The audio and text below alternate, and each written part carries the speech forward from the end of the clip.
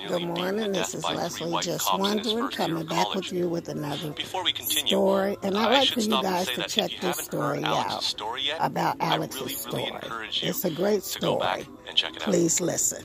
Here's a short clip of what happened to Alex that night, in his own words. I creak my window down, and an officer walks up to the side of my car, and he looked at me through these circular glasses. And this is stories and about, asked me, they're talking "Do you know why I'm about pulling you cops. over?" And I said, "No, I have no idea." "Well, you made an illegal left turn back there. Get out." So I asked him if I could see a warrant. "I told you to get out."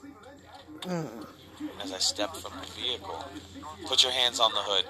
Placed my hands on the top of the car, and I again asked, "Can I see a warrant before you continue to search my car, please?" Which he had a right to say that. And he turns around and he looks at me, and he begins to hit me in my face. And as he's hitting me, he's striking me, and I could feel my blood flowing freely down my cheek. It was warm.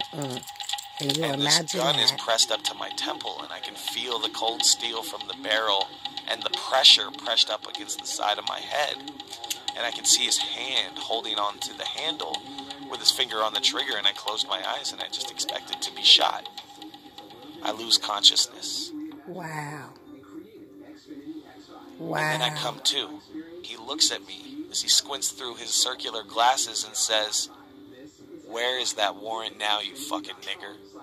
You have Damn. no idea how close you were to getting your fucking head blown off." And these are officers of Alex the law Landau that's never supposed to expected that protect routine us. traffic stop would turn into the most horrific night of his life, simply because of the color of his skin. Right. Alex's story could have easily turned out to have been that of a fatal one, like Eric Garner, Tamir Rice, If you like this or video, Terrence please Crutcher. share, subscribe, All and give a unarmed, thumbs up. all killed Shout out by to my white police 45 officers. subscribers.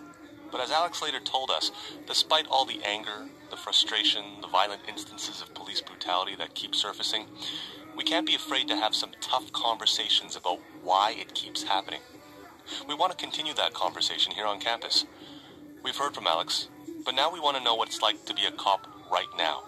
To have to wear that badge and go to work amidst all this anger and frustration. Now, all cops aren't In bad. particular, Don't get me wrong. what it's like if you're an officer who happens to be black.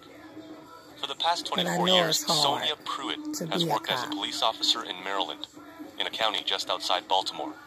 5 years ago, she was promoted to lieutenant, and she's currently the vice chairperson of the National Black Police Association.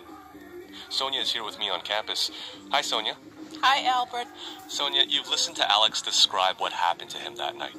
But I want to take you back a bit to a moment in his story, shortly after he was released from hospital and sent to jail. He was facing felony charges of trying to disarm a police officer, something Alex denies. Here's his encounter with the police officer at Internal Affairs. Okay. So we're going through the process, and I'm telling her what happened to me. I'm sitting there with the majority of my face bruised, visible stitches, a broken nose, Wow. capillaries broken, 19 years old, first year of college, 2 jobs that I'm Young working, guy. I'm independent. Doing the right thing. And I get to the part where the officers called me a nigger, and she freezes the conversation. Whoa, whoa, whoa, whoa, whoa. Sometimes we need to own up to our actions as a man, and it's not a good idea for you to always play the race card. That's what she told me. But he wasn't playing the I was in race shock card. at first that she was saying that, and then she went off on a side tangent, talking need to about know your how thoughts had on you this gone for story. my gun, I would have killed you. I would have killed you. So certain, so much certainty and anger in her voice. Like, how dare you come in here and make allegations around the way Denver police treated you? And this is the entity where you're supposed to be able This ain't to go right. report We have to instances put a of stop uniform to this. personnel misconduct. So Why after are they she so went scared off of on us? this rant, This is why you I gotta told her I couldn't educate trust your her young anymore. I wanted to kids. end this interview. And I could hear the certainty in my voice that this is not an office that I can trust. Sonia, hearing Alex describe what happened to him, what's going through your head right now? That I am the mother of 2 boys, 13 years old, twins. And I'm looking at his picture as as the narrative was playing, and I was thinking, wow, that could be my son. Exactly. And it just broke my heart. I have no doubt that what he's saying is true. Wise up, my people. I cannot Wise up. fathom that the public would place such trust in a police officer, in me, and that I would abuse that trust to such an extent. There is an underlying current there of some sort of mental defect or hatred that would cause you to beat someone for no apparent reason at all. It reminds me of my history lessons about what happened after slavery, because I contend that we were never really freed. After slavery, during Reconstruction, Jim Crow, we've always had to prove ourselves as a black community. Where are you going? Show me, prove what you're saying is true. Right up until today. Put your hands in the air, but that's not enough. No, it's not. So that broke my heart to hear that story.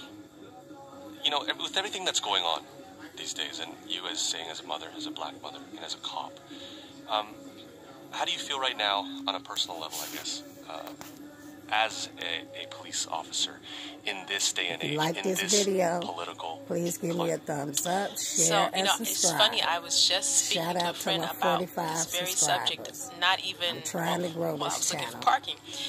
And he's a police chief in one of the local... Help me grow, at one of the local help colleges. me grow. We went to college together. Leslie just wondering, and also known as Storyteller with Music. I love what I do. I would not trade my experience being a police officer for the world. But I don't think I could be a cop in this day and age. Profession.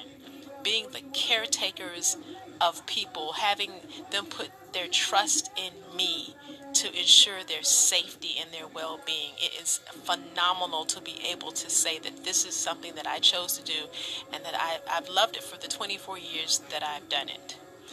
But now we're at this crossroads, and the crossroads is bearing some very, very ugly, ugly truths about policing. And it is. As a black officer, you know, black officers live a duality. We live as police officers, and then we live as citizens. So I can imagine being a black officer in this day and age. I know it's hard. When we see something that does not sit well with us, then we have a decision to make. I would bet my paychecks on the fact that every black officer, and not even just black officers, officers of other cultures,